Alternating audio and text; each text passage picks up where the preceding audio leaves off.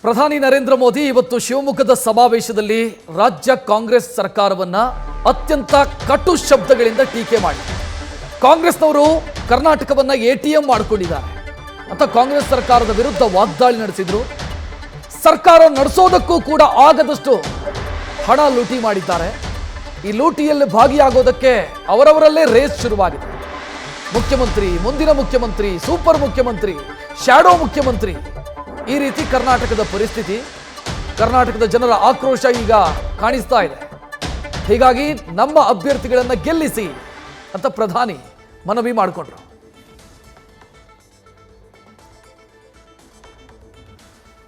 ಪ್ರಧಾನಿ ನರೇಂದ್ರ ಮೋದಿ ಇವತ್ತಿನ ಶಿವಮೊಗ್ಗದ ಸಮಾವೇಶ ಏನಿದೆ ಅಲ್ಲಿ ಕಾಂಗ್ರೆಸ್ ಸರ್ಕಾರವನ್ನ ಮತ್ತು ಕಾಂಗ್ರೆಸ್ ಪಕ್ಷವನ್ನ ಟೀಕಿಸಿದ್ರು, ಬಹಳ ಕಟುವಾಗಿ ಟೀಕಿಸಿದ್ರು. ಒಂದು ಕರ್ನಾಟಕ ಸರ್ಕಾರದ ಬಗ್ಗೆ ಅವರು ಮಾತನಾಡ್ತಾ, ಕರ್ನಾಟಕ ಸರ್ಕಾರ ಹೆಂಗಾಗ್ಬಿಟ್ಟಿದೆ ಅಂತಂದ್ರೆ ಲೂಟಿ ಮಾಡಿ ಮಾಡಿ ಇಲ್ಲಿ ಅನುದಾನ ಕೊಡೋದಕ್ಕೂ ಅಭಿವೃದ್ಧಿ ಮಾಡೋದಕ್ಕೂ ದುಡ್ಡಿಲ್ಲದಂಥ ಸ್ಥಿತಿಗೆ ಕರ್ನಾಟಕ ಬಂದುಬಿಟ್ಟಿದೆ.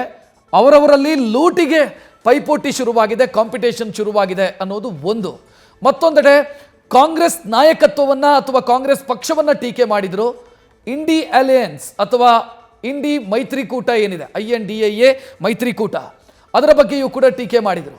ನಿನ್ನೆ ಮುಂಬೈನ ಶಿವಾಜಿ ಪಾರ್ಕ್ನಲ್ಲಿ ಅಥವಾ ಶಿವಾಜಿ ಮೈದಾನದಲ್ಲಿ ನಡೆದಂಥ ಕಾರ್ಯಕ್ರಮದ ಸಂದರ್ಭದಲ್ಲಿ ಕಾಂಗ್ರೆಸ್ ನಾಯಕರು ಅಥವಾ ಇಂಡಿಯಾ ಮೈತ್ರಿಕೂಟದ ನಾಯಕರು ಮಾತನಾಡಿದಂಥ ಒಂದಿಷ್ಟು ವಿಚಾರಗಳಿಗೆ ಇವತ್ತು ಶಿವಮೊಗ್ಗದಲ್ಲಿ ಪ್ರಧಾನಿ ಪ್ರತಿಕ್ರಿಯೆಯನ್ನು ಕೊಟ್ಟರು. ನನ್ನ ಸೈಲೆಂಟ್ ವೋಟರ್ಸು ಅದು ಮಹಿಳೆಯರು ಅನ್ನೋದು ಅವರಿಗೆ ಗೊತ್ತಿದೆ, ಅಂದರೆ ಇಂಡಿಯಾ ಮೈತ್ರಿಕೂಟದವರಿಗೆ ಗೊತ್ತಿದೆ ನನ್ನ ಸೈಲೆಂಟ್ ವೋಟರ್ಸು ಅಂತ. ಆದರೆ ನಾನು ಯಾವತ್ತೂ ಕೂಡ ಮಹಿಳೆಯರನ್ನು ವೋಟ್ ಬ್ಯಾಂಕು ಅಂತ ನೋಡಿಲ್ಲ, ನಾನು ಮಹಿಳೆಯರಲ್ಲಿ ದೇವರನ್ನ ಕಾಣ್ತೀನಿ ಅಂತ ಪ್ರಧಾನಿ ನರೇಂದ್ರ ಮೋದಿ ನಿನ್ನೆಯ ಶಿವಾಜಿ ಮೈದಾನದ, ಮುಂಬೈನ ಶಿವಾಜಿ ಮೈದಾನದಲ್ಲಿ ನಡೆದಂಥ ಕಾರ್ಯಕ್ರಮದಲ್ಲೇನು ಇಂಡಿಯಾ ಮೈತ್ರಿಕೂಟದ ನಾಯಕರು ಪ್ರಧಾನಿ ನರೇಂದ್ರ ಮೋದಿಯ ಬಗ್ಗೆ ಏನು ಟೀಕೆ ಮಾಡಿದ್ರು ಆ ಟೀಕೆಗೆ ಉತ್ತರ ಕೊಡುವಂಥ ಪ್ರಯತ್ನವನ್ನು ಮಾಡಿದರು. ಇನ್ನು ಸ್ಟೇಜ್ನಲ್ಲಿ 5 ಲೋಕಸಭಾ ಕ್ಷೇತ್ರಗಳ ಅಭ್ಯರ್ಥಿಗಳು, ಅಂದರೆ BJPಯ ಘೋಷಿತ ಅಭ್ಯರ್ಥಿಗಳು ಯಾರೆಲ್ಲ ಇದ್ದಾರೆ ಅವರು ಉಪಸ್ಥಿತರಿದ್ದರು. ಒಂದು ಶಿವಮೊಗ್ಗದ BY ರಾಘವೇಂದ್ರ, ಮತ್ತೊಂದು ದಾವಣಗೆರೆಯ ಗಾಯತ್ರಿ ಸಿದ್ದೇಶ್ವರ್, ಈ ಕಡೆ ಉಡುಪಿ ಚಿಕ್ಕಮಗಳೂರಿನ ಕೋಟಾ ಶ್ರೀನಿವಾಸ್ ಪೂಜಾರಿ, ದಕ್ಷಿಣ ಕನ್ನಡದ ಕ್ಯಾಪ್ಟನ್ನ ಬ್ರಿಜೇಶ್ ಚೌಟ ಮತ್ತು ಬೆಂಗಳೂರು ಗ್ರಾಮಾಂತರದ ಡಾಕ್ಟರ್ ಮಂಜುನಾಥ್, ಇವರು ಕೂಡ ಸ್ಟೇಜಲ್ಲಿದ್ದರು. ಅವರ ಹೆಸರನ್ನ ಹೇಳಿ ಅವರಿಗೆ ಈ ಬಾರಿ ಮತ ಹಾಕಿ ಅಂತ ಪ್ರಧಾನಿ ಮನವಿ ಮಾಡಿಕೊಂಡ್ರು.